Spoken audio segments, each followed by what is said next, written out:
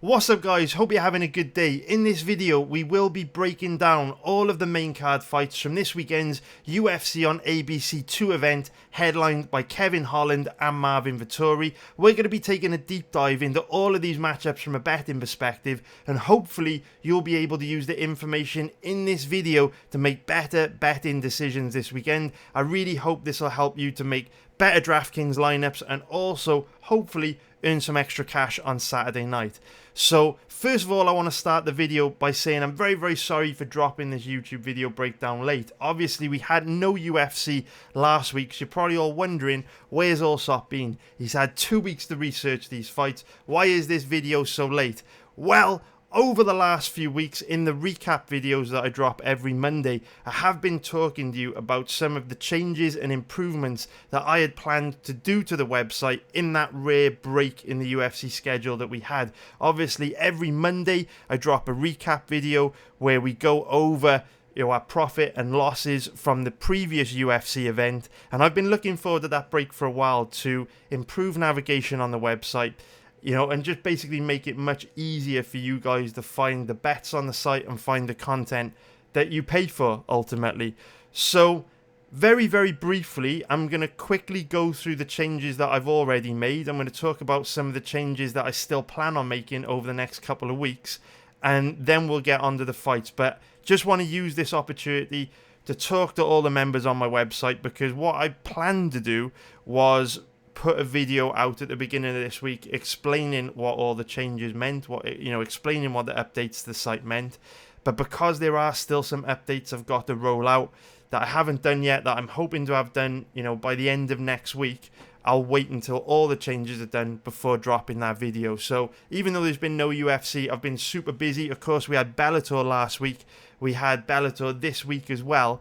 And it's just been very busy. I am trying to take things to the next level. You see the title of this video here is Time to Level Up. If you watch my recap videos every week, you'll know I'm dead serious right now. I'm trying to do huge things for the community, huge things for me personally. And with the help of the lab, with how well the lab is going, I am really trying to take things to the next level and make big life-changing amounts of cash. So thank you if you've already come along for the ride and you're a part of the community. If you signed up my website, I really appreciate it. Let's now talk about some of the changes that I've already made. So obviously, the way that I make changes and improvements on the site is I just listen to what you guys want, right? And when enough people are asking for the same thing, that's when I make changes. So previously, we had the lab where all the lab bets were split into individual pages, right? So to access the lab bets, you'd have to go to the even money page, then the over under page, then the prop bet page, then the main event pick page, then the loose betting page, and it was a pain. So over the last few months, many of you have been asking for all of the lab bets to now be published on the same page. That is what you've got. That is the very first update that I've done. If you now go to the lab and you scroll down, instead of having all of the the lab bets on different pages, you can now see they are all on one page. So all you've got to do is scroll down and you can find all of the bets on one page. Now you'll probably notice in this section, you've got coming soon.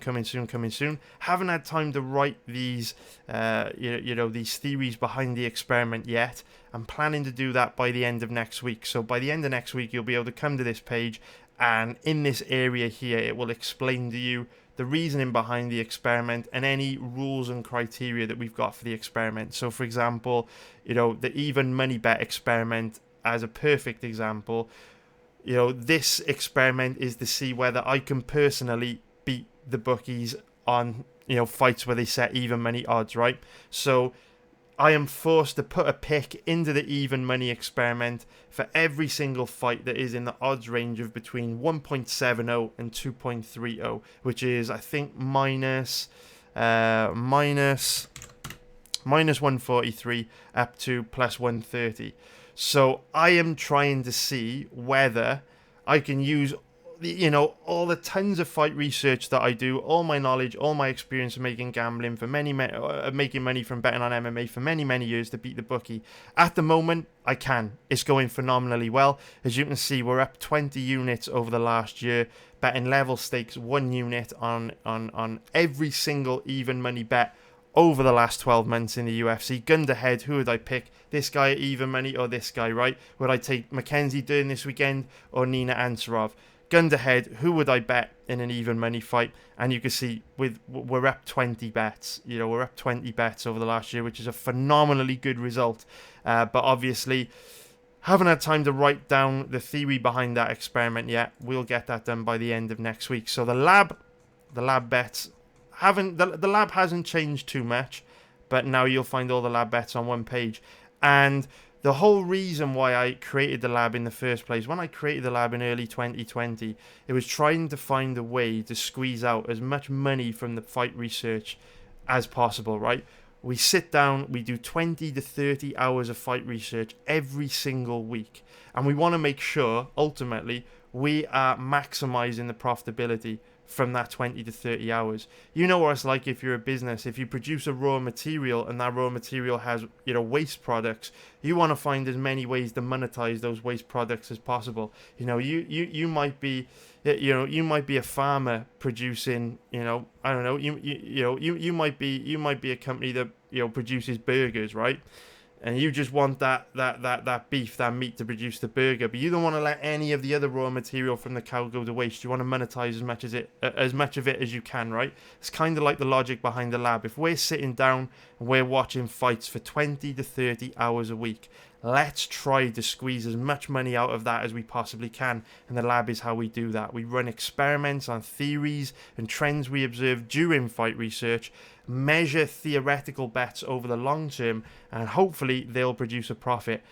We started the lab with 4 experiments just over a year ago. We had the over-under experiment, the loose betting experiment, the even money experiment, the main event experiment. It's been a tremendous success. 3 out of the 4 experiments produced a very healthy profit. Not a marginal profit, a very healthy profit. The return on the over-under bets has been ridiculous, to be quite honest with you. The only experiment which produced a loss was the main event picks, but again, I'm not really concerned about that because they're gun to the head picks. And on top of that, it's a pretty small sample size. I'm sure we can turn it around. But the way the other 3 experiments performed, just absolutely huge gains in a short space of time. And so when we created the lab, we went into it to bet in theoretical ways that we felt may be profitable. But rather than putting our money at risk, we wanted to test those theories first. And the rationale was, if after, you know, a long period of time when a good sample size is built up, we feel that we're onto something and we feel like we've established a new long-term profitable way to make cash, we will then, you know, upgrade these lab bets to more serious bets that we can trust a little bit more, that we can bet more money on. And that is exactly what has happened this week with the loose bets. If we go now to the betting tips page, you'll see this is the biggest change you will have seen on the site so far. Now, instead of having betting tips posted in a betting article, which you can see here, usually we would have the bets listed in a table format like this. Now you'll find them on this betting tips page. If you just scroll down, all the way down, you can see a little explanation as to what the loose bets are, profitability chart, and just below this, you can find the actual bets, which I'm not going to show on YouTube, because number one, I don't want to ruin this video. I'll be talking about a few of the bets you'll find there in this video, and we've also got some bets for next week's card headlined by Gaslam and Whittaker that not all members will have got a chance to bet yet, so I don't want to share in this video yet because the odds will obviously decline more than they already have. So the reason why I've moved the loose bets over from the lab to the betting tips page is quite simply because those bets have got a big enough sample size now where I feel it's a little bit ridiculous for us to keep calling them an experiment. By the end of the experiment, towards the end of last year, people were starting to take lab bets very seriously and starting to bet them quite seriously. I've personally started to bet them quite seriously myself, and therefore it's time to upgrade them. They've got a sample size of 200 bets now. They've been profitable for over a year, and more notably, if you look at the profitability chart, There's no major swings, just a nice, steady, consistent uptrend. That is pretty much the case with most of the lab experiments. So that's a really positive sign to me.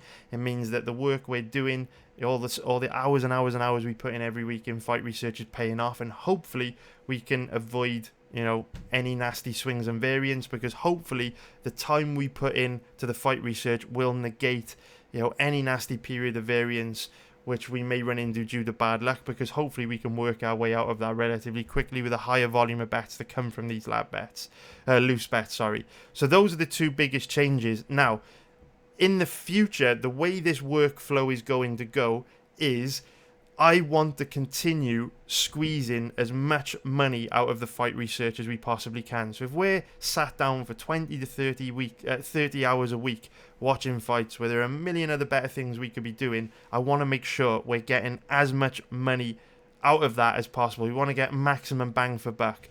So as a result of that, I am constantly going to be adding new experiments to the lab. This is something I'm just on a constant mission now to just make as much cash from our MMA research as we can. So I want to say a big shout out to Matern, who's obviously been a member of our community for some time now.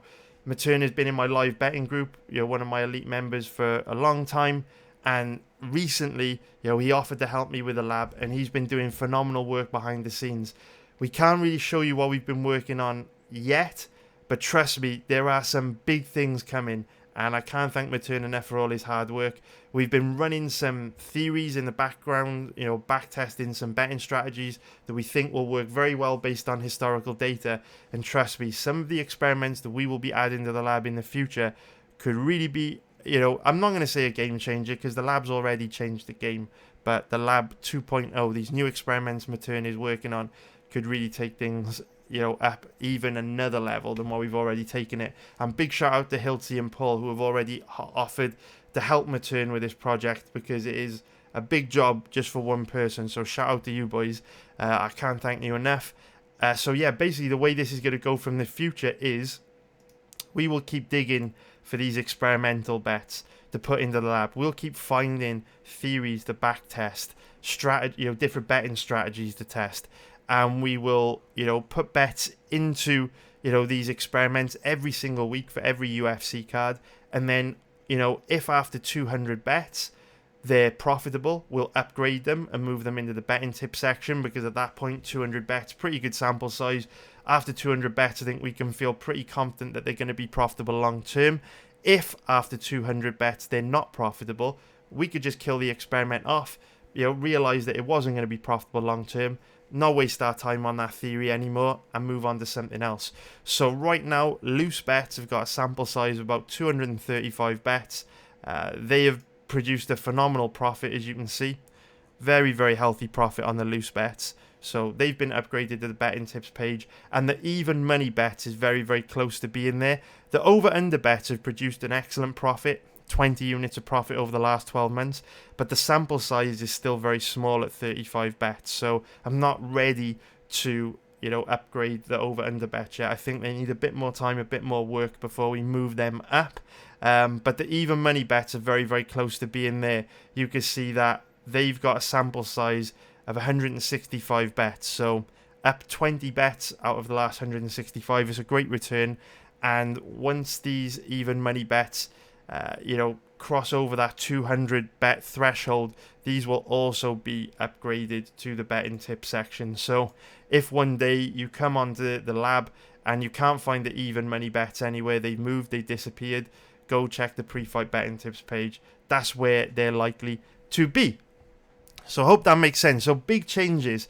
Now, there is one more big change that I haven't done yet, which may disrupt content for you guys just for this week, but I'm hoping to have this problem fixed by the end of the week. So when I was working on restructuring the way content is organized to make it quicker and easier for you guys to access, I was kind of thinking where prop bets fit into this new way of working.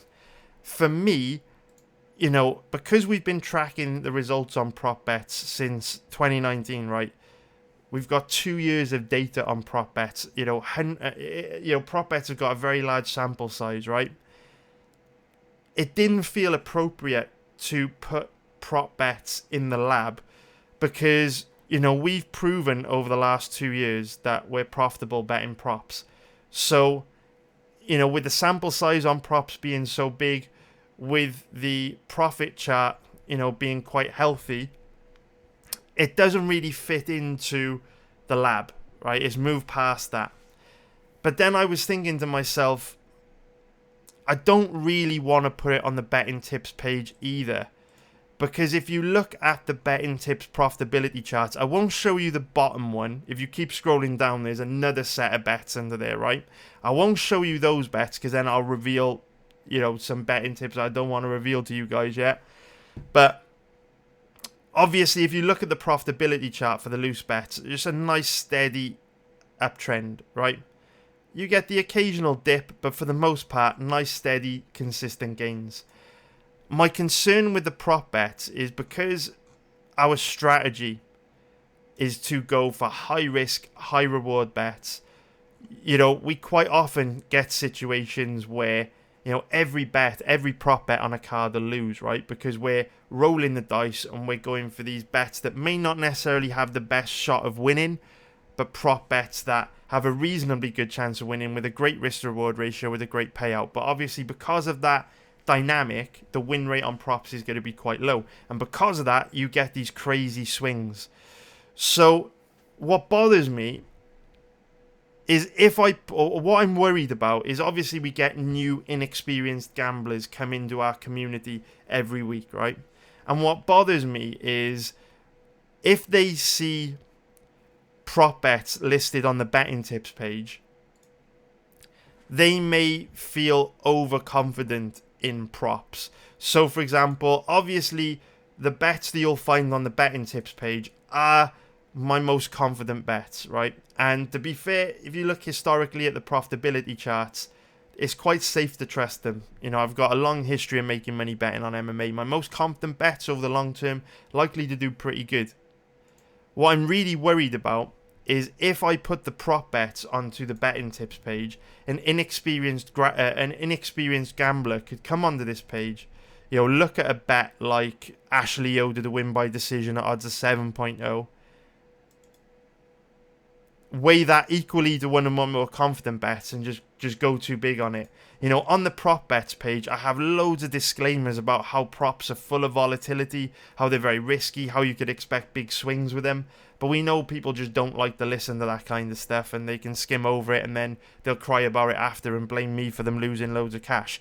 What I don't want to do is put prop bets onto the betting tips page with the most confident bets and then have someone go absolutely huge on the props and run into a losing streak like this that realistically lasts 6 months and it's a huge minus 35 unit swing, right? We don't want that. What we also don't want is for people to make loads of money on an upswing like this, get overconfident, continue to bet aggressively, then we hit a downswing, boom, again, they wipe out their bankroll. So what I'm going to be doing, right now we've got 3 different sections for bets. We've got pre-fight bets, live bets, the lab. Hopefully by the end of this week, I'm going to add a 4th section to the website for prop bets, where throughout the week, I will, after researching every fight, I'll dig for a prop bet on that fight, then I'll enter a prop bet into the database, and throughout the week, you'll be able to check the prop bets page for new bets. That's my plan. Haven't had time to do that yet, but that is my plan, and hopefully, by separating them, and by putting the props on their own page where I can put all these disclaimers still on there, I'm hoping people won't come crying over spilt milk when we do hit a bad run on props and they lose fucking all their money, right? So that's my plan anyway. What else? So another big positive change to come from this whole situation is I'm now going to be able to get content out to you guys way faster. The old way of working was quite laboured, it was quite slow, it was quite laborious, where if ever I found a betting tip, or if ever I found a bet on an upcoming fight I liked on, a card that might be a week or 2 or 3 weeks into the future, I would have to go through the lengthy process of creating graphics for the betting tip article, creating the article, writing the article. And so, I'm a really busy guy, and it added another layer of work, which slowed down the time it took to post content for you guys, right? The beauty of the new system is because now we are literally working off databases. All we've got to do is enter the bet into the database and we're good to go.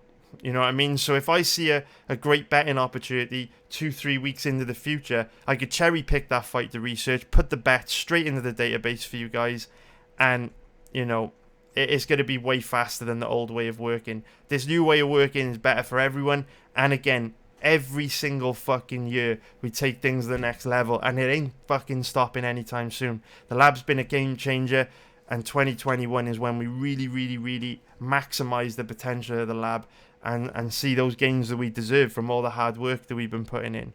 So that's pretty much it, man.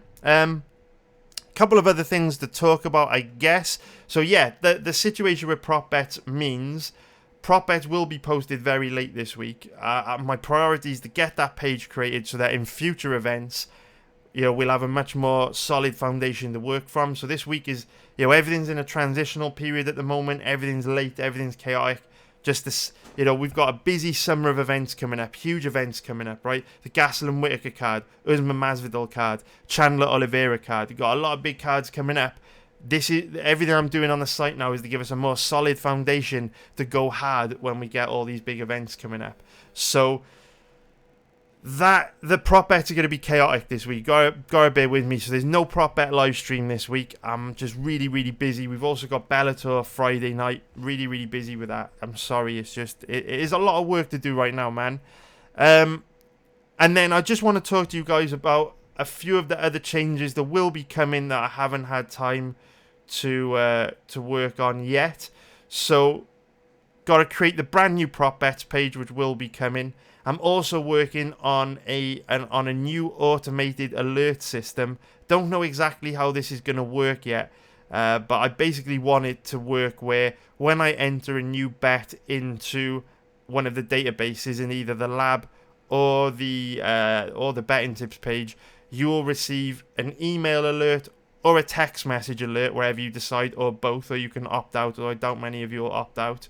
It'll be an automated alert where you'll basically, as soon as the bet goes in the database, you'll automatically get emailed an alert or texted an alert to check the site for a new bet that's been added. I really want to do this because obviously, as our community gets bigger, you know, we have an impact on the odds, right? I put out a bet a couple days ago, and literally within an hour, you know, guys in the VIP chat were talking about how the odds have already started to decline. It's normal, you know what I mean? Liquidity on MMA isn't very big, and if you've got hundreds of people betting the same thing at the same time, that's going to happen. So hopefully the notification system will allow you guys to, you know, get in on the bets at favorable odds, and you know, hopefully that'll help you guys out with the sometimes missed bets or sometimes late to the party, and then the odds have moved a lot. I also want to get those explanations that I spoke about early in the video when you got all the coming soon text on the lab page. I want to get those explanations written, and then the final change I want to make over the next couple of weeks is going to be a brand new platform that we're going to use for the live betting audio stream. One that will work better with Apple and mobile devices. I know the one we've got right now works really well on desktops, laptops, computer systems, but it can be a little bit glitchy on Apple and mobile devices. So I know that's an improvement a lot of you have wanted for a long time. That's going to be coming soon, and that does bring me on to live betting. We do have a few spaces available for live betting this week, so if you'd like to join us for live betting this week, you fucking should. Live betting is insanely profitable. I'll show you the quick profitability chart from live betting. If we scroll down, you can see the live betting chart. It only goes up. It's like the S&P 500. Only goes up. No dips. Non-stop profit all the time, basically. We are insanely profitable at live betting, and there are very rarely spaces available. So, you know, we've got so many big cards coming up this summer, right? The Chandler Oliveira card. We've got the Usman, the Usman Masvidal card. They're on about doing a rematch between Poirier and McGregor. The same thing happens all the time, man. when we have these big events, loads of people show up and they want to join the live betting group, and there's never spaces available. Right now, we've come off a 2-week break. We've got a low-key fight night card coming up. There are literally 2 spaces available in live betting. There are 2 live betting memberships available. They will sell by this weekend. And I know then, for the next big card between Usman or Masvidal, I'll get 50 emails in a week asking me if there are any spaces available. Take advantage of it now, because these spaces, they're not going to be there for very long. That's the sales pitch over. Anyway. I think that's it. I think that is it. Yeah, I'm hoping to get most of these changes done this week. I'm very, very sorry to have to go through all that stuff. Basically, very, very sorry to have to go through all that stuff. But I have been getting a lot of questions about this stuff on the VIP chat room this week. So I thought if I just take 15, 20 minutes at the beginning of the YouTube video to talk about this stuff, everyone will be able to find the bets, the content much easier this weekend. And then once all the changes are made, I'll put out a proper YouTube video in a couple of weeks' time, explaining the changes, the reasoning behind the changes, the benefits, and go into more detail on our future plans. So, big up yourself for watching this far. I really, really appreciate it. Let's get into some fight talk. Before I do, it's getting warm in here, and I need a drink. Great card, this. Great card for live betting. Not the best for pre-fight betting, but still think there's some interesting opportunities on this card to make some cash this weekend. So the first fight that we're going to be talking about...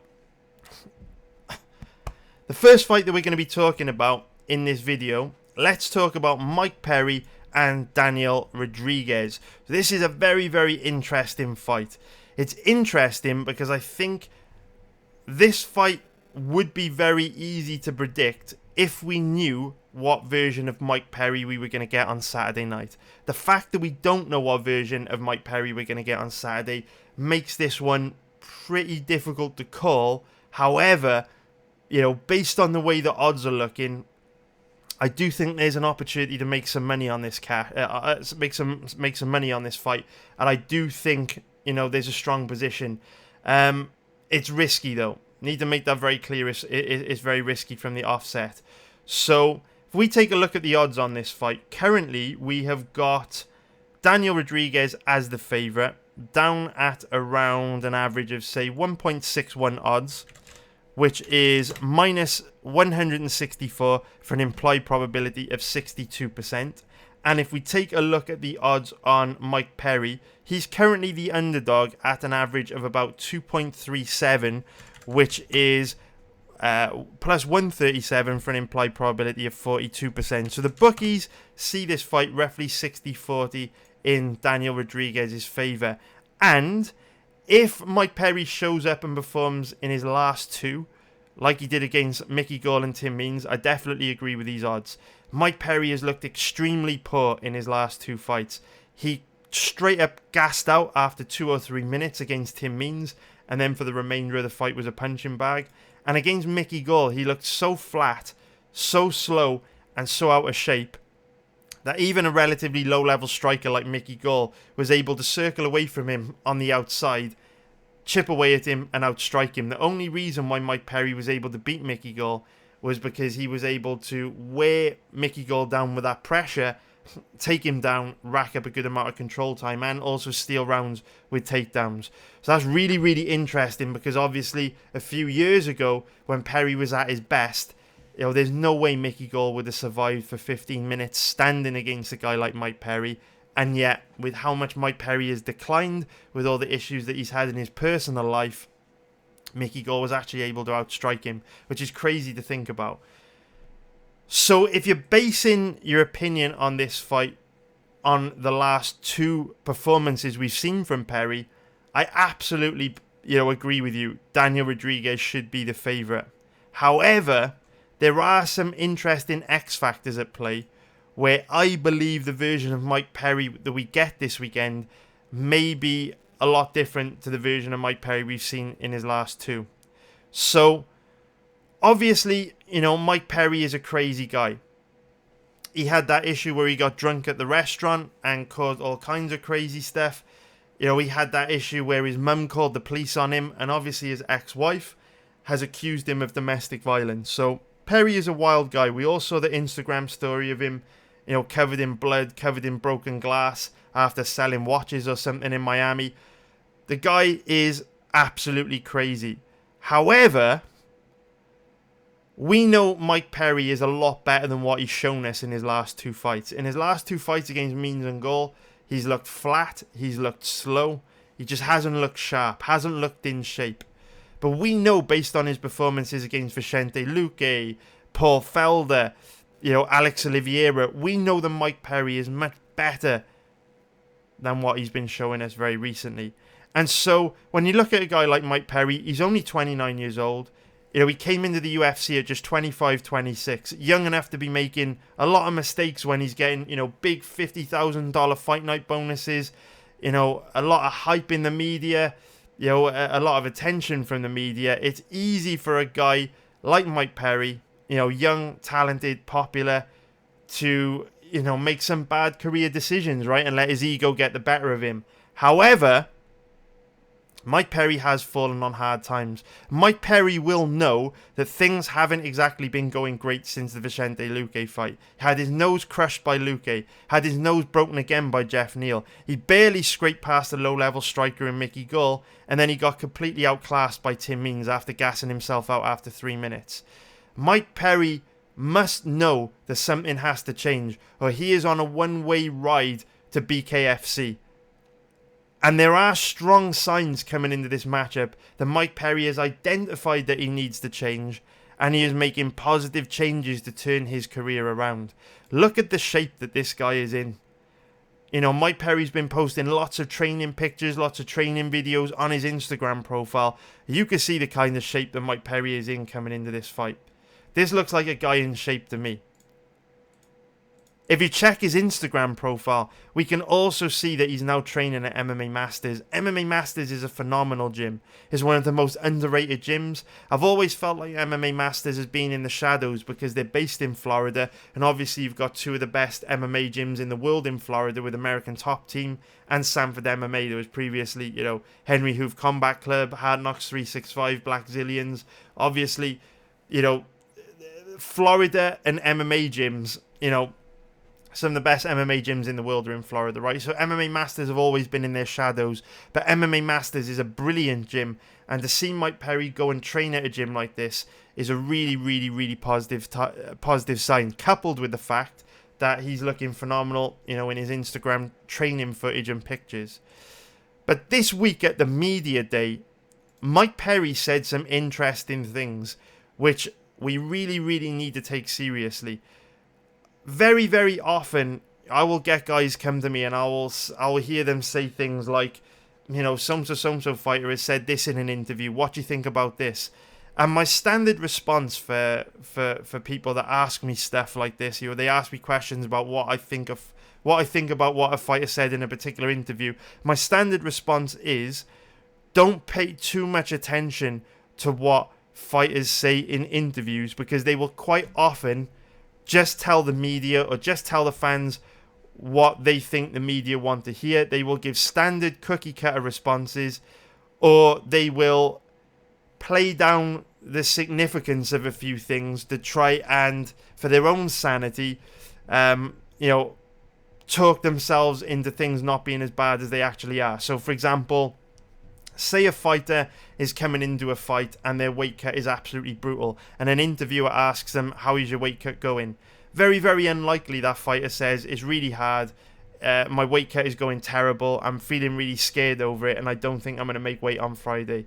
You know, how many times have we ever heard a fighter say that? Very, very rare. What they're more likely to say is, it's great, I've only got a few pounds left to cut, it's going to be easy, I'll probably make the weight go into bed, wake up in the morning on weight, and then, you know, go hit the Korean barbecue or something, or the Chinese buffet, right? That's the standard response. So it's dangerous to put too much weight into what fighters say in their interviews. However, I will make a rare exception once in a while, and I'm very, very, very tempted to make an exception for Mike Perry because of what he says here. Listen to this. whose name is on the other side of that paper. So that's the most important thing. So it's better that I don't have to deal with any type of drama, and I'm here and I'm ready to fight anybody any day this week.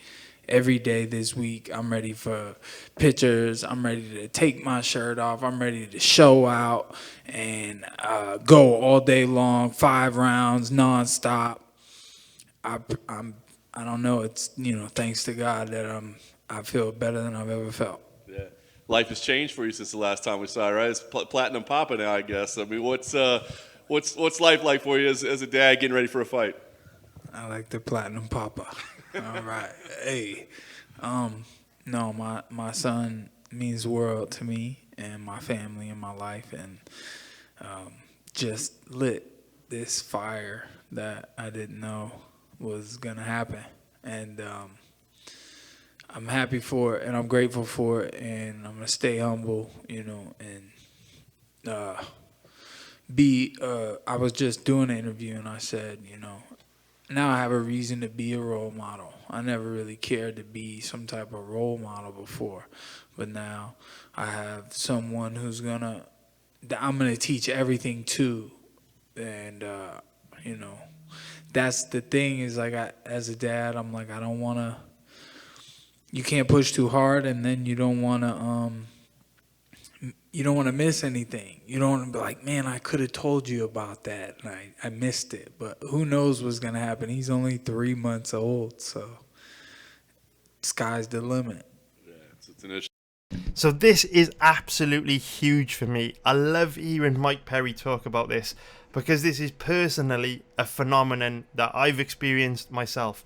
So I am 37 years old. I've got a 12-year-old son. He's a teenager. He's in his first year of high school. And when when my wife got pregnant, I was way too young to have a kid, right? I didn't want a kid. It was very scary to me. I was working in a grocery store, literally making £700 a month. I could barely afford to take care of myself, let alone a baby. And I was living at home with my parents. My life literally fell apart. And I went into panic mode. Like, I was scared. I was terrified. Obviously it wasn't planned. You can tell that from the way that I'm talking. And it was the scariest thing in the world. I honestly, at 23 years old, felt that my life was over. And then a crazy thing happened, man. I was absolutely terrified. Literally throughout the whole pregnancy that my wife went through, through the whole labor in hospital. Even when we were in hospital and my wife was giving birth, I hadn't come to terms with the fact that I was going to be a father because it was so scary to me.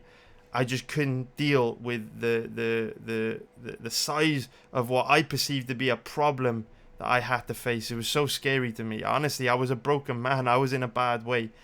And then something completely crazy happened. My wife was in labor for about 2 days. It was an absolutely brutal labor. She was beat up pretty bad. She went through a really punishing labor, and so after she had finally given birth, she had to be kind of taken away and attended to by doctors and stuff. She needed stitches and stuff. It was pretty savage.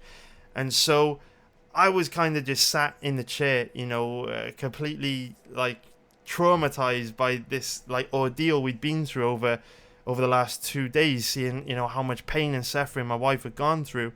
And then the nurse brings my son over to me, hands him to me, and I'm not being funny, guys. This is fucking dead serious, and I'm sure many of you fathers watching this will have experienced the same thing. And I'm looking Perry dead in the eyes, and I can see he's experiencing the same thing as well.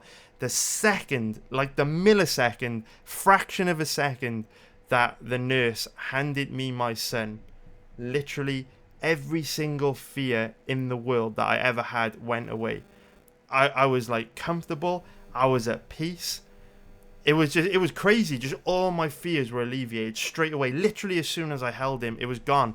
And crazy thing was, before I had that moment, I was heading nowhere fast. Didn't know what I wanted to do in life. I was earning $700 a month in a grocery store. I was a bum. I had no motivation, no drive, no goals. I had no real skills, right? I didn't do bad in school, but I had no real skills. And in that moment, like, I cannot fucking put into words for you how much drive, motivation, energy that moment gave me. And I literally haven't stopped since. Literally since that day, it's literally since 12 years ago when he was born. Every single day I have woken up and I have got after it hard, and that motivation has never died, that drive has never gone away, the fire's never burnt out. Literally having a child, I think for many people, many men, I can't speak to if women go through the same thing, it's probably even bigger for women, right? That mama bear instinct that they've got. But I could only talk from my own experience. For me personally, it's like literally the most motivating thing in the world. And it ended up being the best thing that ever happened to me, because had I not had a child until, I was maybe in my early 30s or late 20s, I could have gone along for the next 5, 6, 7, 8, 9, 10 years, coasting, heading nowhere fast, plateauing, just going through life with no ambition, letting life happen to me. And now I've got a fucking great life. I love what I do for a living. I live very comfortable. We've got a great family. It's all gravy, baby. But it was very, very, very, very, very hard for a long time. And hard work got me to this point. So when I look at Perry, I can relate a lot to the things that he's talking about. And I look him in the eye and I completely get how he's feeling right now. I completely get it. I can see it in his eyes that he is talking with 1000% authenticity. And I can tell you right now, I have felt this. I know what he's going through. This isn't just shit fighters say in interviews. This is a real phenomenon, and I'm sure many of you with kids would have experienced this yourself. So I am super excited to see how Perry shows up and performs this weekend. Not only is he calmer, more balanced, looks healthier, he's oozing positive energy, but he's also talking from the heart, and he's being very genuine. And so this is pretty significant to me.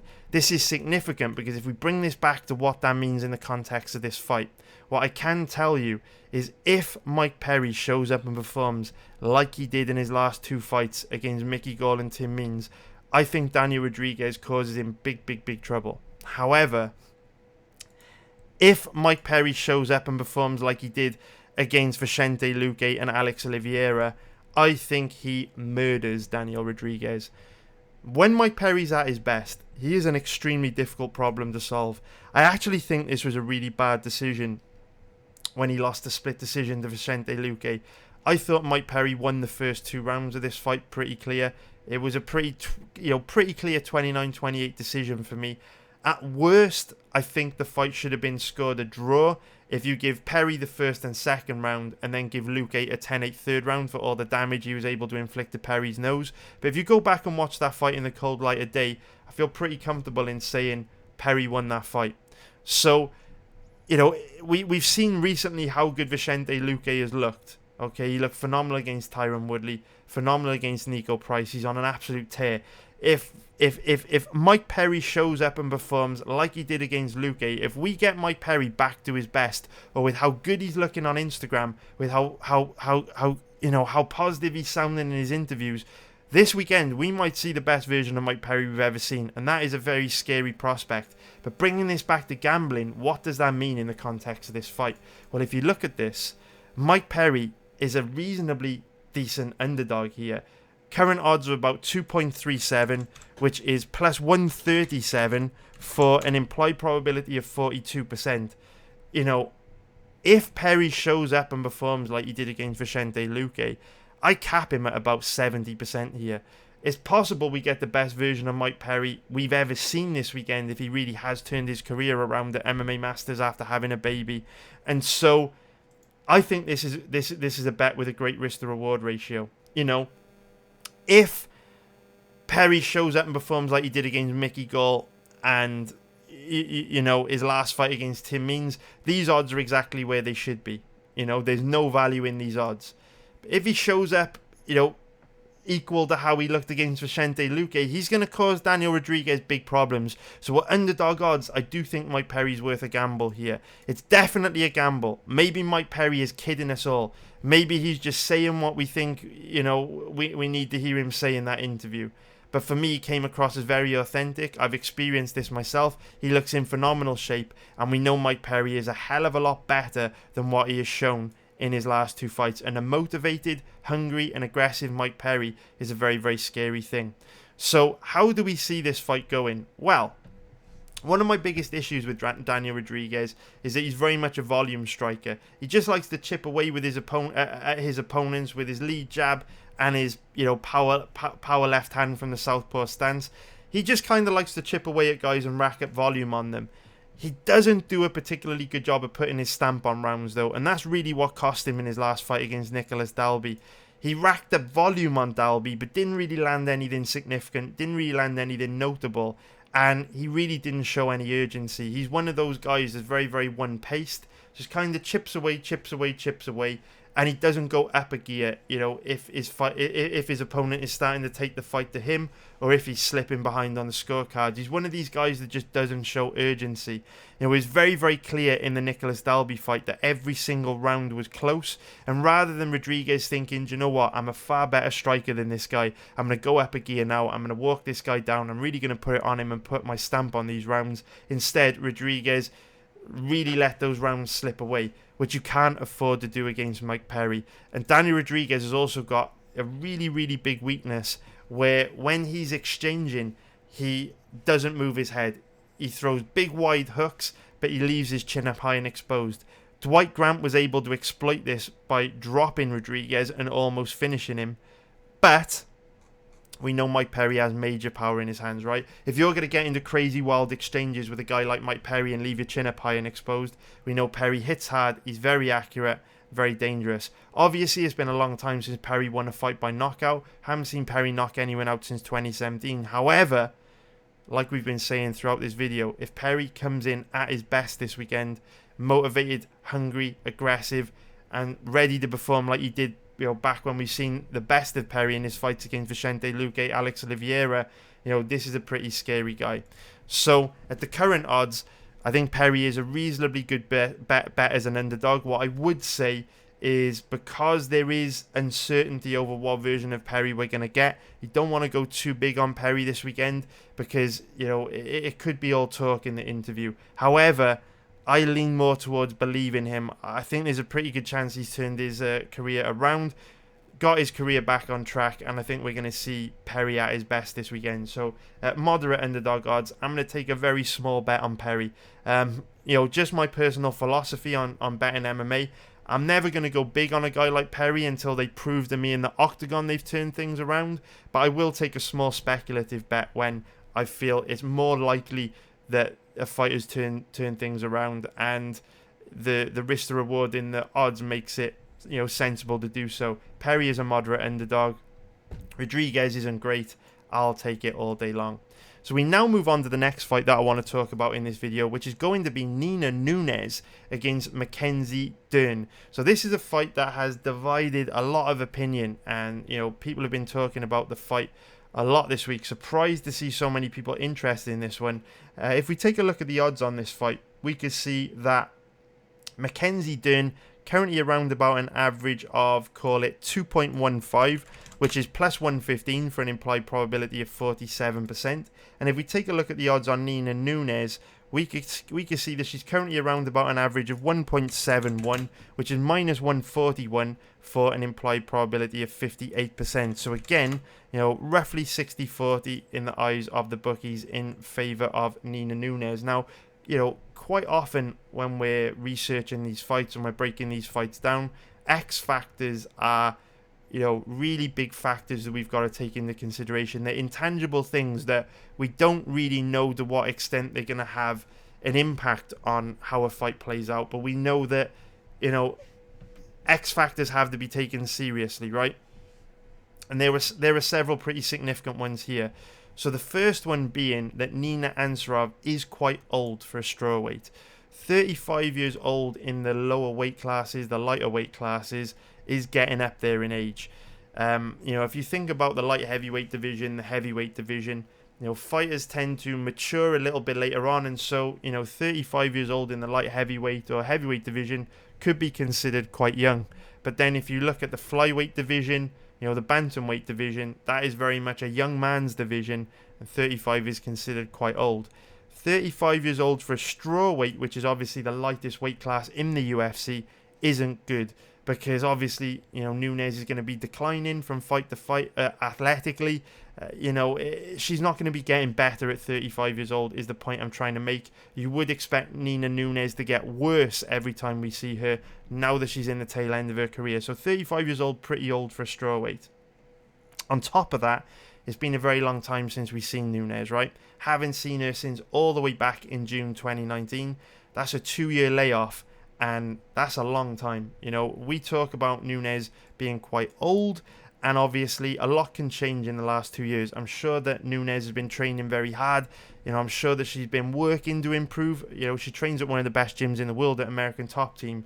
But 2 years of ring rest is notable, especially at this stage in a fighter's career where you would expect them to be declining from a physical point of view from fight to fight. So the ring rest is a big deal here. The biggest X factor to take into consideration in this fight, though, is the fact that this is Nina Nunes' first fight back after having a baby. And this is huge, right? I'm very, very conscious that I don't want to sound like a dick when I talk about Nina Nunes becoming a mother, because it's an incredible thing. It's a beautiful thing. And I'm so happy for, Amanda and Nina to have this, beautiful child now. But my job to make money from betting on MMA, and when it comes to researching MMA fights and looking for strong positions to put my money, I've got to weigh up all factors that could affect how a fighter performs, and we've got to be brutally honest about them and talk about them from a very realistic point of view. The pregnancy topic could be quite emotive, but the way I look at a situation like this is I would prefer to talk about a fighter having a baby in a similar light to how we would talk about a fighter, returning to action after suffering a really bad injury, or, being, coming into a fight with it being their first fight back after suffering a really bad knockout. Ultimately, having a baby is a beautiful thing, but it is also a huge trauma on the body. And the female body, goes through a lot of changes when they have a baby, when they give birth, right? It's quite a significant thing. And what we do know about fighters that have had babies in the past is that, as a general rule, female fighters take a little while to get back to, the level of performance we saw from them before they had a baby. What you tend to see from female fighters that have a baby is that they become a little bit slower, a little bit more sluggish, and it takes them a while to get that back. A really good example that I can point you guys to go and check out would be Alexis Davis. If you go have a look at Alexis Davis before she fought Cindy Dandois, before she had a child, you'll see her looking much faster and much sharper. If you go back and watch Alexis Davis against Cindy Dandois, you'll see her looking very flat and very slow. And then slowly, over her last few fights, you've seen Alexis Davis slowly get back to the level of performance, we've seen from her in the past. Obviously, she won her last fight. And so the issue I've got here is that I feel Nunes is coming back to action very, very, very quickly. If we scroll back through her Instagram, we can see that, this picture was taken in August, and I believe that Nina Nunes gave birth to her beautiful child in September. We're obviously just at the beginning of April now, so Nunes gave birth 6 months ago. That's a huge trauma, a huge change for her body to go through, and I'm not sure if 6 months is enough time to really get that athleticism, that speed, that sharpness back. So this is a notable X factor. History tells us that having a baby does take longer than 6 months to get over, and so with the 2-year layoff, with Nunes' age, with having a baby, I do think that there's a big risk Nunes may not perform that well this weekend. Now, whenever I talk about X factors like this, whenever I talk about age differential, where fighters have bounced back after bad injuries or knockouts, there will always be someone that jumps in the comments and says, well, what about this and what about that? And they will be the contrarian, and they will throw up examples of fighters who go against what I've said. But when I talk about these X factors and I talk about these trends, I'm just going with trends and most likely outcomes. We know over the long term, fighters that have a baby don't tend to perform as well after having a baby as they did before having a baby. But there will always be outliers, just like when we say, generally speaking, once you get into your late 30s, early 40s, you're not going to be performing that well as a professional athlete in mixed martial arts. And then you've got outliers like Daniel Cormier, right, that completely tear that theory apart. But we're just talking in general terms, the most likely scenarios. But what's interesting about this one is Mackenzie Dern, who is Nina Nunes' opponent, is the biggest anomaly to the theory that it was very difficult for a female fighter to bounce back after having a child, because of course Mackenzie Dern had her daughter and has looked absolutely phenomenal since. Mackenzie Dern is improving at a ridiculously fast pace, and Mackenzie Dern is one of these fighters that's making exponential gains from fight to fight.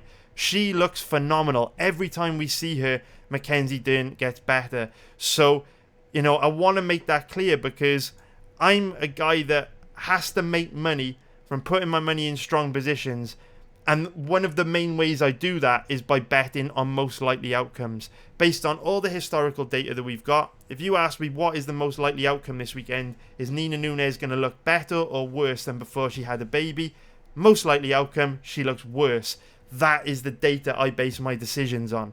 But Mackenzie Dern is a reminder that you never know what will happen, and there will always be exceptions to the rule. Perhaps Nina Nunes is an exception to the rule, and perhaps Nina Nunes comes back better than ever. Perhaps Nina Nunes, experiences the same thing we saw Mike Perry talk about earlier on, and Nina Nunes comes out mama bared, more motivated than ever before, ready to come out, fucking kill Mackenzie Dern, and become a world champion, man, and take care of her daughter. Maybe she comes back looking better than ever, more motivated than ever. And it's certainly possible, right? She's been training at one of the best gyms in the world for a very long time, and we haven't seen her for 2 years, so she could have made some huge improvements that we haven't seen. But I'll just go in most likely outcomes. Most likely outcomes, this X factor isn't good. So we talk about, the improvements to Mackenzie Dern, and, this is very much a striker versus grappler matchup, right? Nina Nunes has that base in Taekwondo, high-level black belt in Taekwondo. And obviously Mackenzie Dern is probably the highest level grappler in the women's strawweight division. She is an absolute nightmare on the ground. But of course, we know the biggest weakness with Mackenzie Dern is that even though she's a very high-level Brazilian Jiu-Jitsu practitioner, and going to the ground with her is pretty much a death sentence, unfortunately, Mackenzie Dern hasn't developed the kind of offensive wrestling that she needs to get fights to the ground. So if you do go to the ground with Dern, you're in big trouble, but she really, really struggles to take her opponents down. Now, when we look at Nina Nunes, if we just bring up UFC stats, Nina Nunes is a tricky one when it comes to takedown defense. And I really highly recommend checking out the fight research stream that I did for this fight. We spent about 2 hours researching this fight. If you're interested in betting this matchup, I highly recommend you check that out, because we go into a little bit more detail on the nuances of Nina Nunes' takedown defense. But the thing about Nunes is she shows flashes of really good takedown defense, which you can see from this statistic here, where she's defended 77% of takedowns in her 1, 2, 3, 4, 5, 6, 7 fights in the UFC. So to the naked eye, 77% takedown defense looks pretty good, right? But it is a little misleading. Nina Nunes is one of these fighters that, because of her very high-level background in Taekwondo, does a really good job of reading her opponents. So when they're about to come forward and shoot a takedown, she spots those subtle changes in body language, the changes in the position of the feet, and she sees the takedown entry coming. And Nina Nunes is very, very good at stuffing that initial takedown entry. But the problem with Nunes is, as soon as you start to use a little bit of chain wrestling on her, it's very, very easy to get her to the ground. And I always talk about the 2 ways that you want to see a fighter react to being taken down. There are 2 ways that the fighter can react, right? You either want to see them react in the way that the Team Alpha Male alumni have always acted, right? I'm not talking about, the new fighters we see at Team Alpha Male, guys like Teruto Ishihara and, these new guys. I'm talking about the old school Team Alpha Male guys, right? The Cody Garbrandts, the TJ Dillashaw's, the Danny Castillo's, the Chad Mendes, the Joseph Benavidez, the Uriah Faber. These guys were almost impossible to hold down because as soon as you do take them down, they immediately pop back up to their feet, like a spring. They're almost impossible to hold down. That's what you want. As soon as you get a fighter to the ground, you want to see them immediately spring back up to their feet before their opponent has an opportunity to establish a dominant position. Because when a fighter first hits the ground, there's that small window of opportunity for them to just, explode out of that position before their opponent has an opportunity to establish a dominant position on them. The opposite of that is what you get with Nina Nunes, and it is definitely what you don't want to see. If you take Nunes down, instead of her immediately looking to explode back up to her feet, she will allow you to establish a dominant position, roll to her back, flatten her shoulders out on the canvas, and allow you to rack up a lot of control time. And the most concerning thing about Nunes is when you do take her down, she makes absolutely no effort to work her way back up to her feet. If you get Nunes down, you could do whatever you want to her from top position. You could rack up tons of top control, and this girl will not stand back up. Which means, even though Mackenzie Dern doesn't have the offensive wrestling to get this fight to the ground very easily, because Nunes' initial takedown defense is very good, if Dern does find a way to drag this fight to the ground, she is likely to give Ansarov hell. The skill gap on the ground is so big. We're talking about utter murder, utter domination, 10-8 rounds for Mackenzie Dern, and it'll be an absolute cakewalk for her on the ground.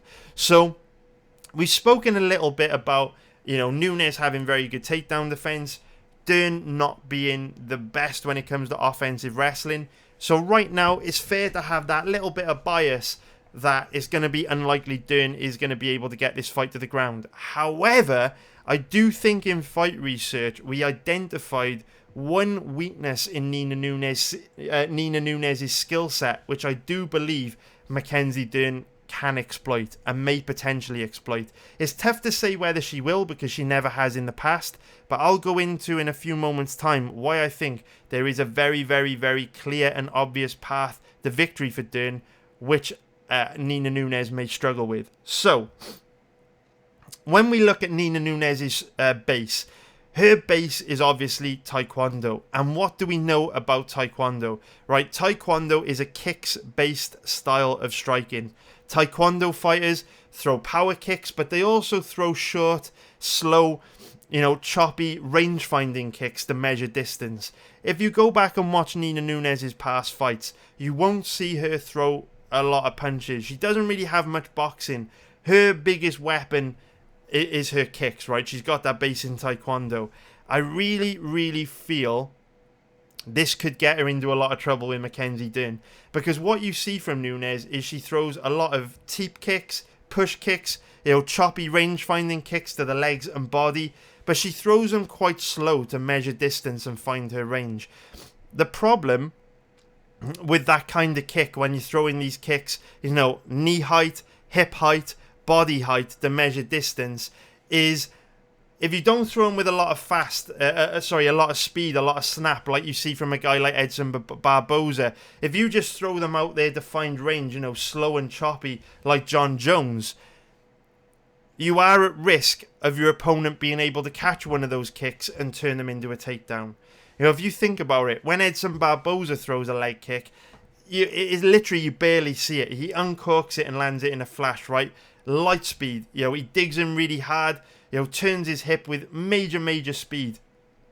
Nina Nunes throws those slow, choppy kicks, which do leave her wide open to someone catching one of those kicks and turning them into a takedown. And remember what I said, when you put Nunes on her back, she has no idea how to work her way back up to her feet, and Dern will be able to rack up major control from top position. But when we look back at Mackenzie Dern's fights, we haven't seen her, use this technique really to take her opponents down. She's never really looking to catch kicks and turn it into takedowns. So what's the probability that she's going to be able to do that and take, Nunes down? Well, the answer's not very high. right? We want to base our opinions on things we've seen fighters do in the past, right? Fighters, sorry guys, got a bit of tickle in my throat. Fighters are creatures of habit, and so until you see them make that positive change in a competitive environment in the octagon, in a fight, you don't want to assume they're going to make that change. However, what I would say is Mackenzie Dern is incredibly intelligent. She's a super smart fighter. You do not become a very high level Brazilian Jiu-Jitsu black belt, an ADCC world champion, and probably the highest level women's grappler in the UFC unless you're extremely smart. And we know that Mackenzie Dern is using this intelligence to make exponential gains from fight to fight. And one of the reasons why I believe she is improving so much from fight to fight is because she's working with Jason Parillo, who is one of the best coaches in the game. If you think about Jason Parillo's pedigree, how many world champions has he produced? How many world champions has he worked with? Michael Bisping, BJ Penn, Rafael dos Anjos, Tito Ortiz. He's now working with Luke Rockhold.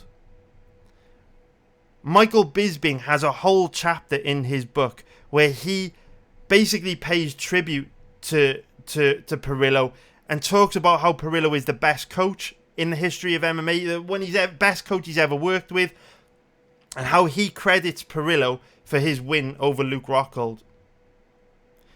Parillo, one of the best coaches in the game, and it's no surprise that Dern is making exponential gains having worked with this guy. And so, I'm just some geek, some muppet from Wales, from the UK, that sits in his pants all day watching fights, right? I know nothing. My level of knowledge when it comes to MMA is nothing compared to Jason Parillo's, right? Jason Parillo's knowledge of MMA, knowledge of striking, it's on a completely different level to mine.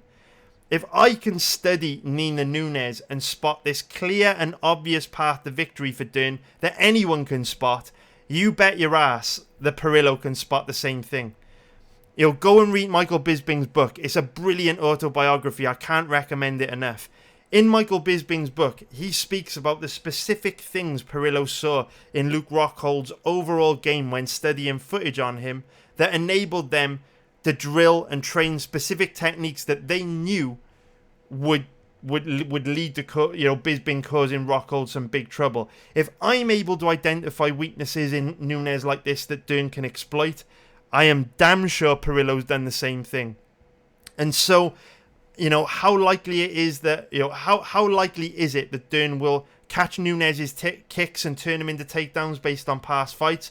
Not very likely. But with Jason Parillo behind her and with her being so intelligent, that is definitely a way she can get this fight to the ground, even if she might not have the best offensive wrestling to get it there with traditional, single leg takedowns, double legs, body locks, all that kind of stuff. So this is an interesting one. I will also say this. I don't think the skill gap, when it comes to striking, is as big as people make out. If you look at Nina Ansarov's record, you can see that she's gone to a lot of decisions. She's lost decisions, she's won decisions. But what you will notice about Nunes, if you go back and watch her fights, is that she is one of these volume strikers that does struggle to put her stamp on rounds. Similar to Daniel Rodriguez in many ways. She chips away at her opponent, but she rarely does anything big that will leave a lasting impression on the judges. Whereas if you think of Mackenzie Dern, she could get big takedowns, big periods of top control. She can steal rounds with takedowns. And one thing we really know about Dern is that she's incredibly tough and she has no problem coming forward in straight lines, windmilling with big winging hooks, walking through anything that her opponent throws at her. We've seen her, knock Amanda Cooper down. We've seen her wobble Verna Jandiroba in the third round of that fight, which was enough to steal that fight from Mackenzie Dern.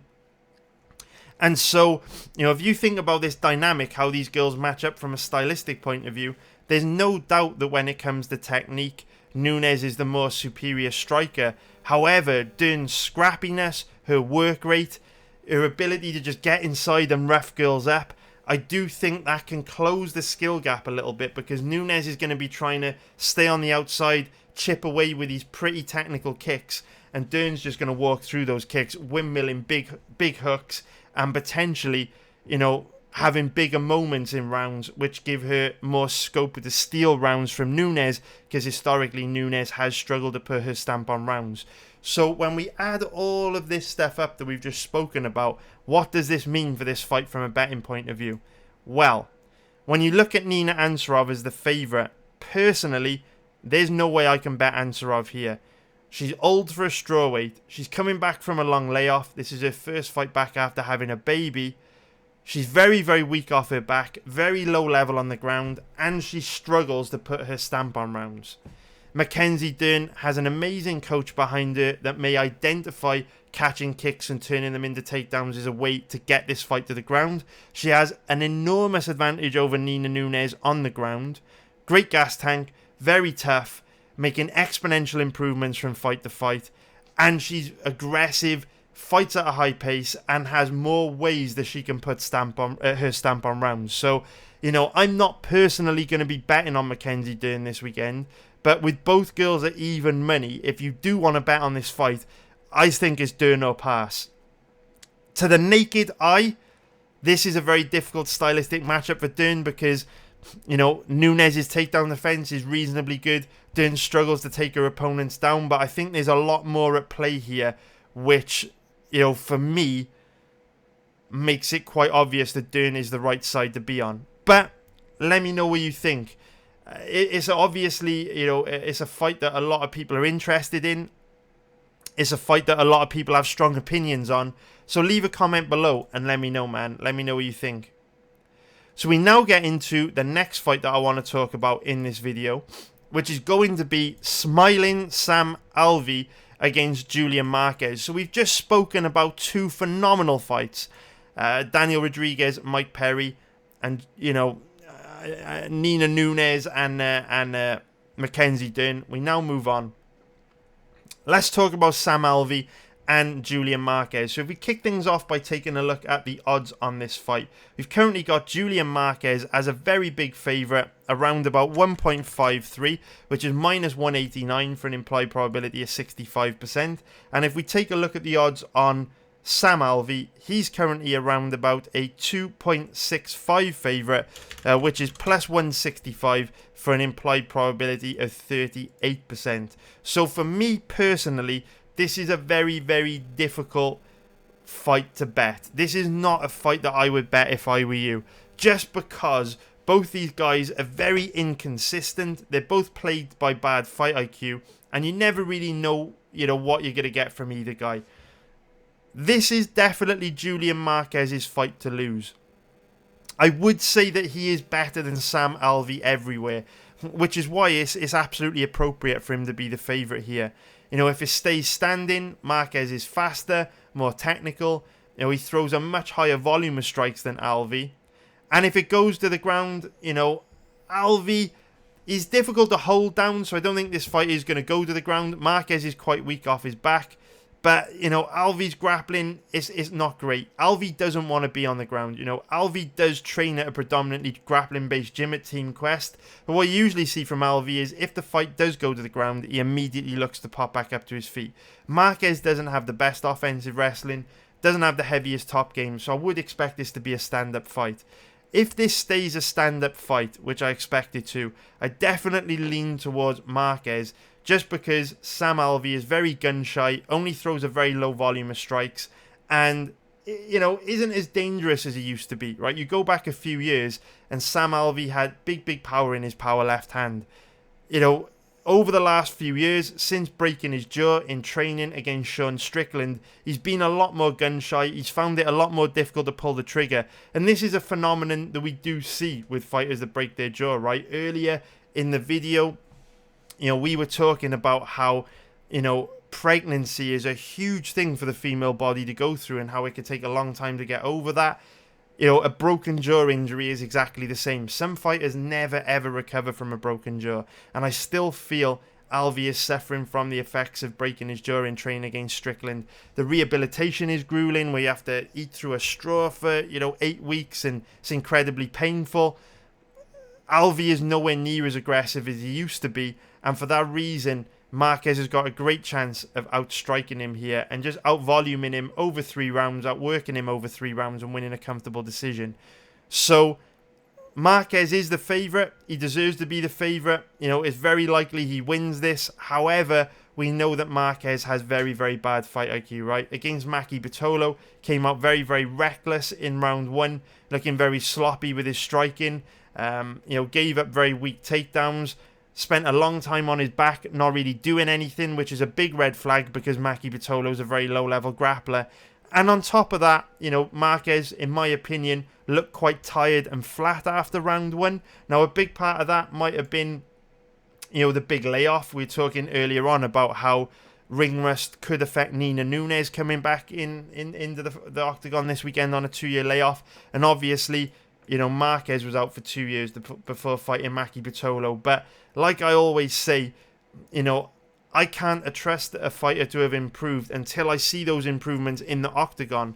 And so, yes, Marquez may look a lot better now that he's got, almost 3 hard rounds under his belt against Maki Bitolo. But based on that Bitolo fight, it's very difficult to trust him as a big favourite. He should win this, but this is not personally a fight that I would recommend betting. There's just not enough payoff in the odds. Odds of 1.53 minus 189 for an implied probability of 65%. The risk to reward ratio is just not for me. I've got no interest in betting this one.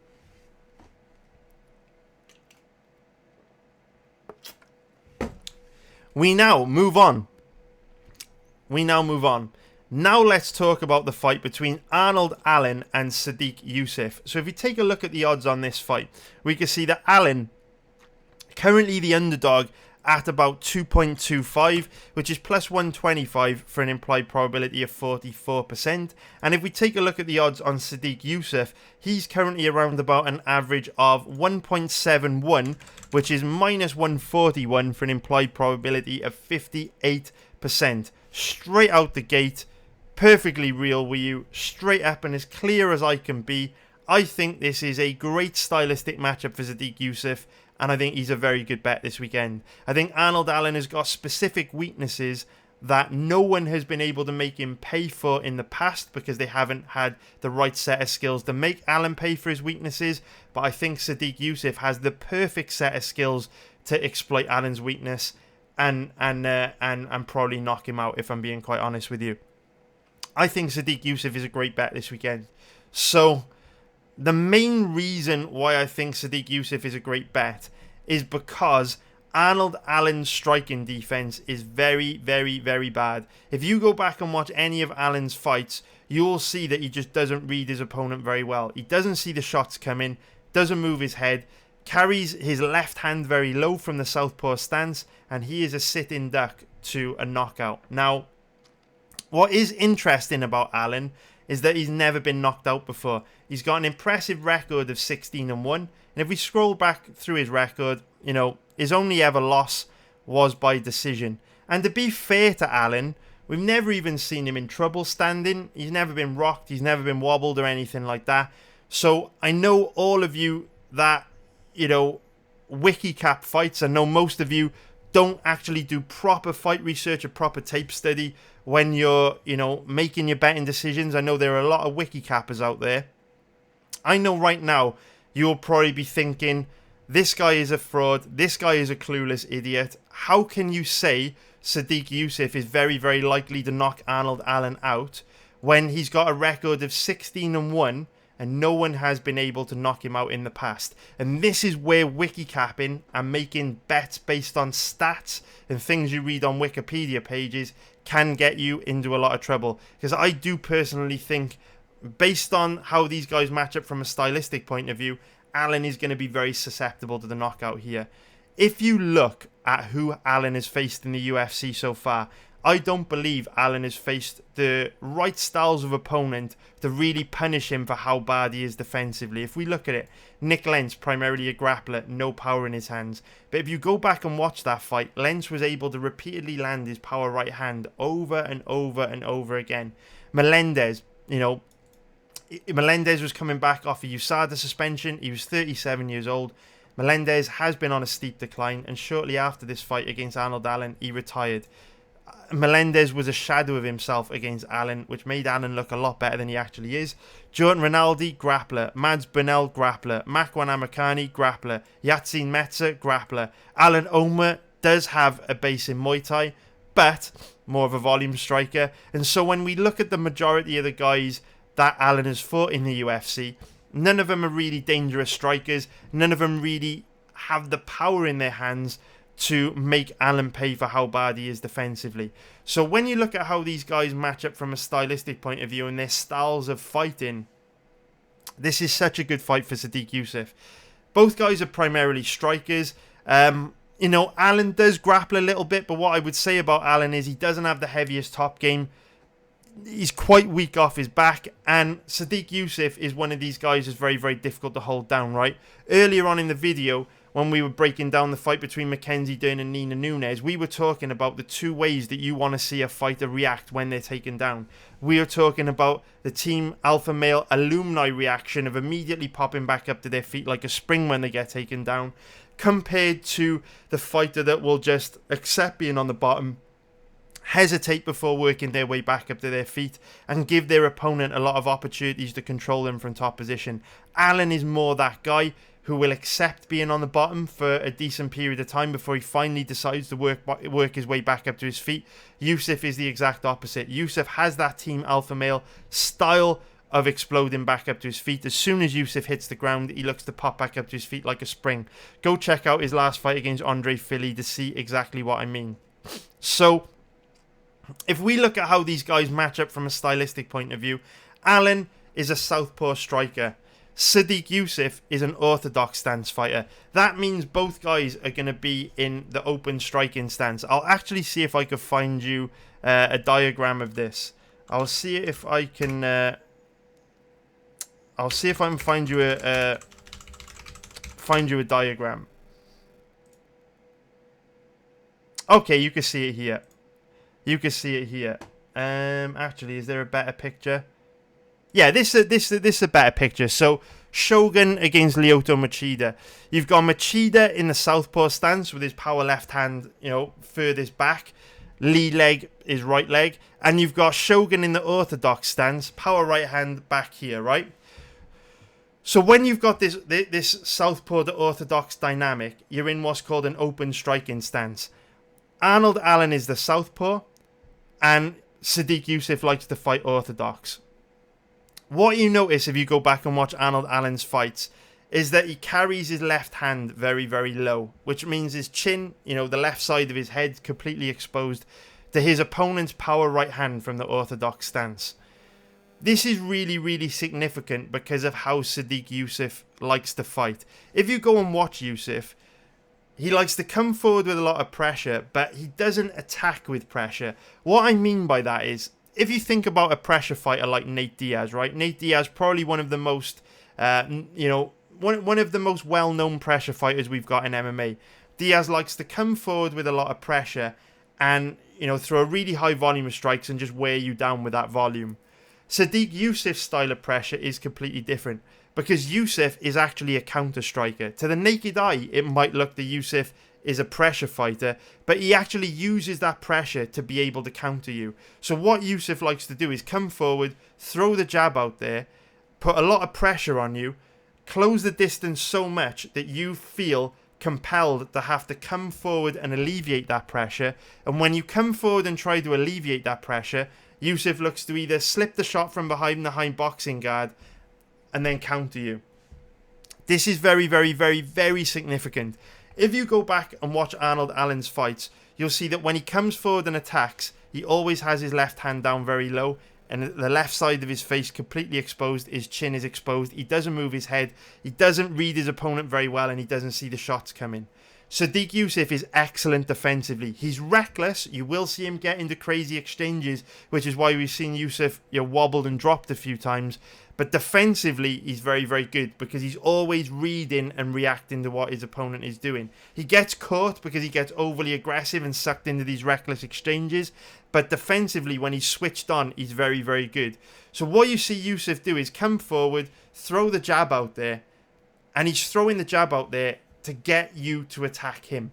He's not leading with power strikes. He's throwing the jab out there because he wants you to attack him. And then as soon as you attack him with a power strike, he looks to slip it with head movement and fire back with a power right hand.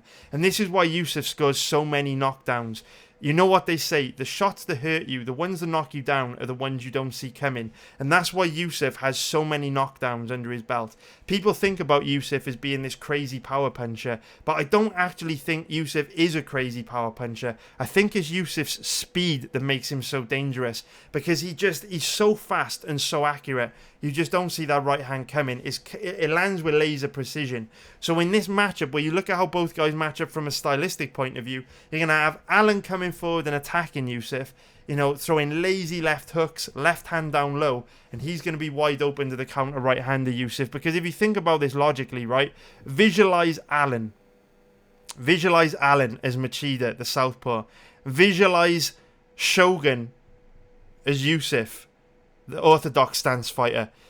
If Allen is slow to react to what Yusuff is doing and he's carrying his left hand low, when he attacks Yusuff with his power left hand, Yusuff is going to be able to read Allen better than Allen can read him, slip that left hand, come over the top to land the power right hand to the left side of Allen's face, his chin, which is going to be completely exposed. I've got a very, very, very lengthy very lengthy video on this bet on my website. A very lengthy breakdown video where we go for 20 minutes in the video clips to show how susceptible Allen will be to the right-hander Yusuff. If you care about this stuff, if you're really passionate about making money from betting on MMA, if you really want to learn more about this stuff, go to MMABettingTips.com. We put in 20 to 30 hours of fight research every week. We cut no corners. We go deep on these fights. And you will learn a lot, man. There's a 20-minute breakdown where I can show you clips of fights that illustrate the advantages Yusuff has got in this fight. I can't show you that on YouTube because the copyright algorithm will get my channel shut down very quickly. Go check out those subtle little clips and you will see this exact advantage for Yusuff, which is going to be so huge in this fight. So I think Yusuff is a great bet this weekend. I actually also think there's a pretty significant chance Yusuff is the first dude to ever knock Arnold Allen out. Let me clear my throat. It's been a long video, boys. We've been going for a long time, hour and 30 minutes. We got one fight left. Let me just finish my drink off.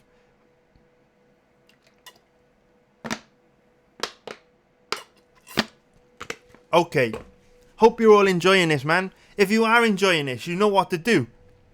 Please hit the like button. Please leave a comment below. I would love 42 million subscribers. So, at my current rate of growth, I might hit that by the time I'm like 380 years old. So if you could hit that like button, leave a comment for me, get that YouTube algorithm cooking, I would really appreciate it. But anyway, for now, let's talk about the main event. We're now going to cover the fight between Marvin Vettori and Kevin Holland. So we've spoken a lot this week about how it's kind of difficult to work out who has the better chance of winning between Daniel Rodriguez and Mike Perry, simply because we don't know what version of Mike Perry is going to show up. Mike Perry has looked very, very inconsistent over the last 2 to 3 years. Sometimes he shows up and looks amazing.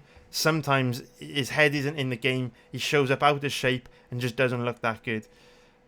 Kevin Holland always shows up in shape. His gas tank is always very good. I know that he gassed out against Darren Stewart, but that was largely down to the injuries Holland was battling with when he came into the fight. But for the most part, Holland is a cardio machine. Holland's inconsistency stems from the mental aspect of the game, not the physical aspect of the game. And to some extent, Mike Perry's do as well, right? Mike Perry is always game. He always shows up to fight. He's very scrappy, but obviously he's looked flat and out of shape in his last 2 fights because clearly he wasn't training as hard as he should have been. But you know what George St. Pierre once said? Fighting is 90% mental. And when you look at a guy like Kevin Holland, you can see that no matter how good his skills are, no matter what skills he brings to the table, he doesn't have the mentality to back it up. And when we were talking just 3 weeks ago about the Derek Brunson fight. During that lengthy breakdown that I gave you guys for that Brunson versus Holland fight, we said throughout that breakdown, you know, we can talk for 3 hours if we want to about how Brunson and Holland match up from a stylistic point of view. But ultimately, it's impossible to predict how that fight will go because we don't know what version of Kevin Holland we're going to get. That's always going to apply when it comes to a Kevin Holland fight. You just go and look at Kevin Holland's last 2 fights because they perfectly illustrate the trouble we've got when it comes to betting Kevin Holland, right? You go watch his fight against Jacare. Jacare, one of the highest level Brazilian Jiu-Jitsu practitioners to ever compete in MMA. And every single time Jacare tried to take Holland down, Holland dug underhooks in play early, made life very difficult for Jacare, made it difficult for Jacare to hit those takedowns. And when Jacare did get Holland to the ground, Holland scrambled like crazy. He didn't allow Jacare to establish a dominant position. And obviously, as a result of that, he eventually knocked Jacare out during a scramble with those crazy punches off his back, which is insane when you think about how good of a grappler Jacare is. So it's very, very difficult to predict how a Kevin Holland fight will go because we don't know what version of him is going to show up. He doesn't even know what version of him is going to show up. The Kevin Holland that fought Jacare is not the same Kevin Holland that fought Derek Brunson. Go back and watch the Jacare fight. Earlier on, you know, in the other fights we've been talking about this week, we've been repeatedly mentioning the Team Alpha Male alumni example, not the new Team Alpha Male fighters, right? I'm talking about the old school Team Alpha Male guys, Chad Mendes, Joseph Benavidez, Uriah Faber, Danny Castillo, Cody Garbrandt, TJ Dillashaw.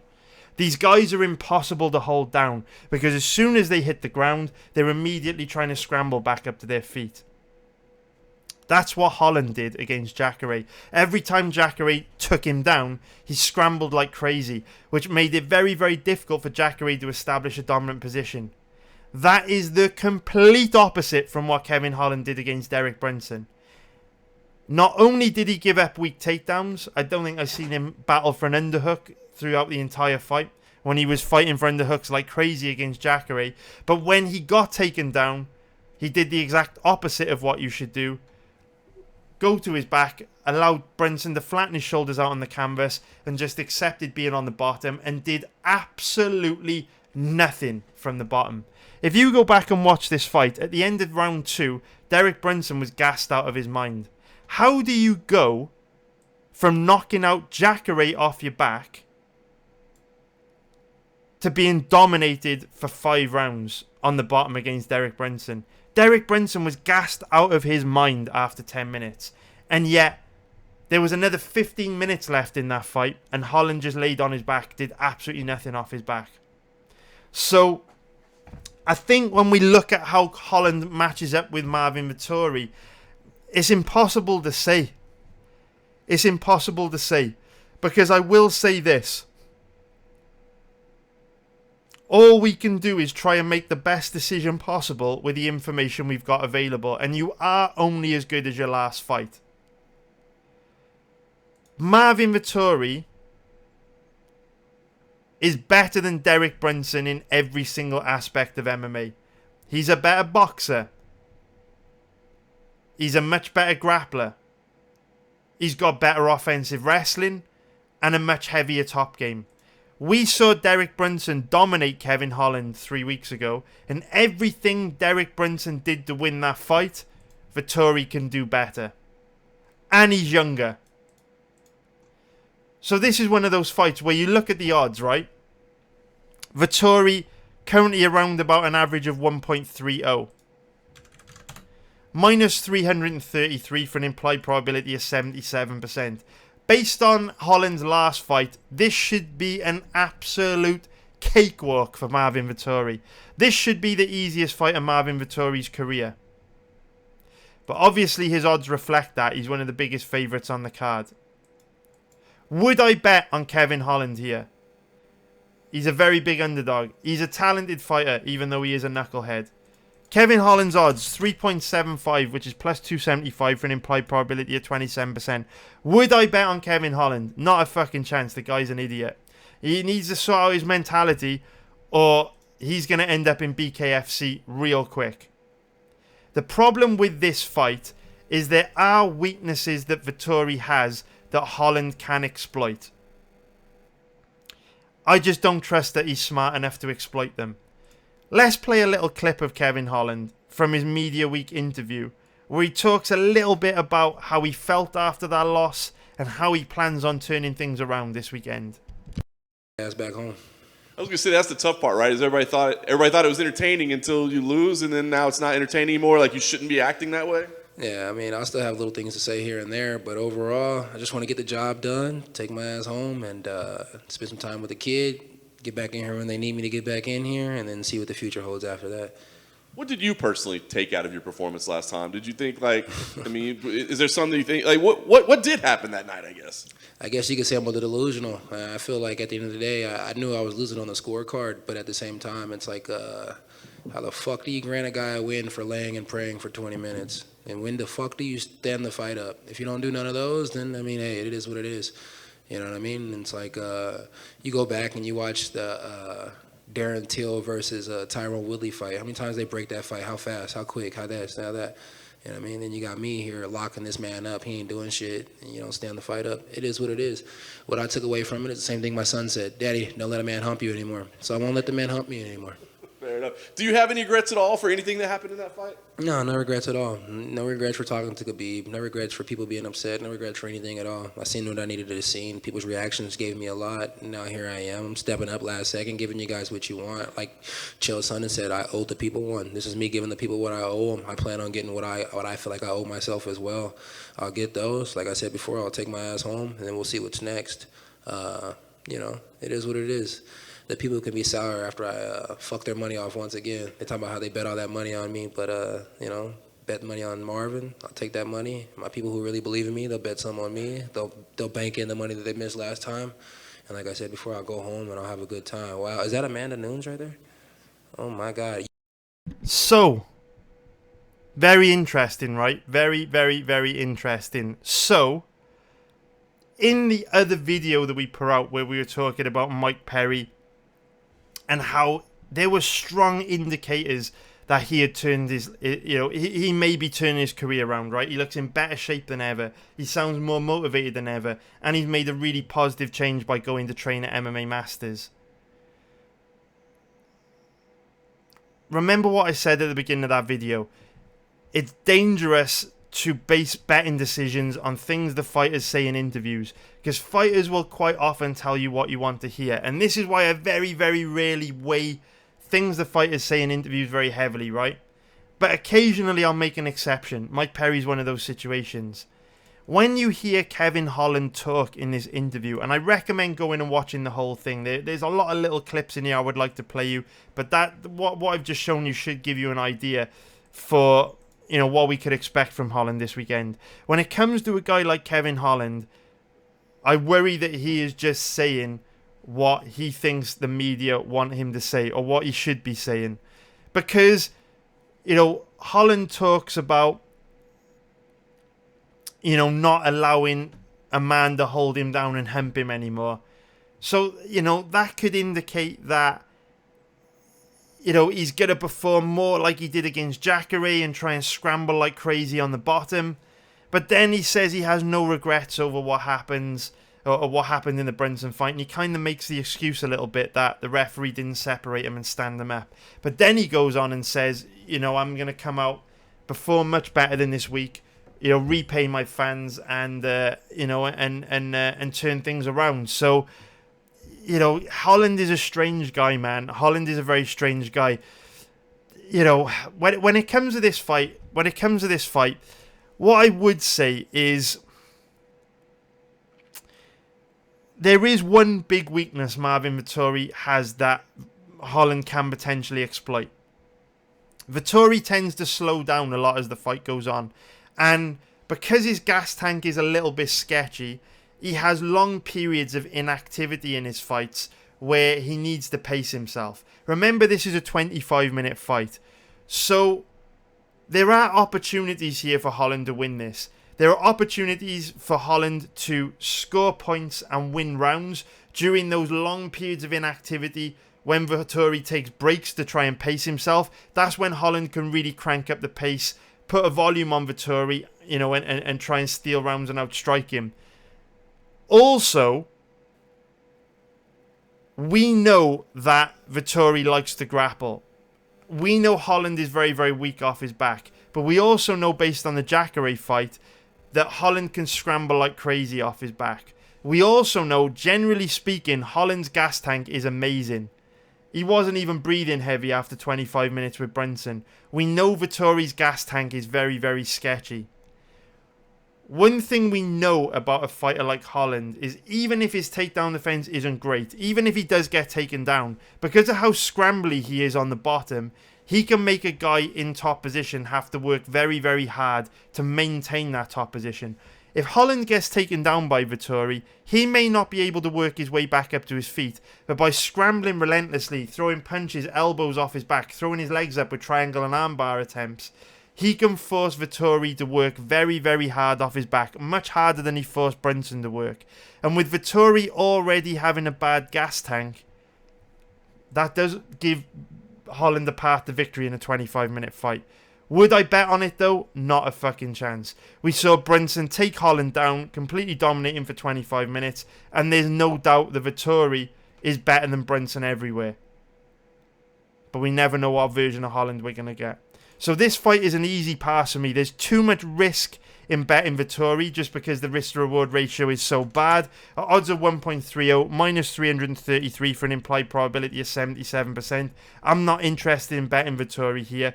There's just not enough of a payoff in the odds. But at the same time, I do not trust Holland enough to take a bet on him as a big underdog either. Even if Holland were to show up and perform at his very best, I still think Vettori would give him a tough fight. I think Vettori would still be the favourite. However, Vettori's gas tank in a 25-minute fight is always going to give his opponent a chance, especially if they can make him work hard early.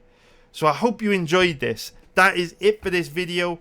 Thank you for watching. I really, really appreciate it. If you did enjoy this, if you appreciate the content, I'd appreciate you going and hitting the like button and leaving a comment.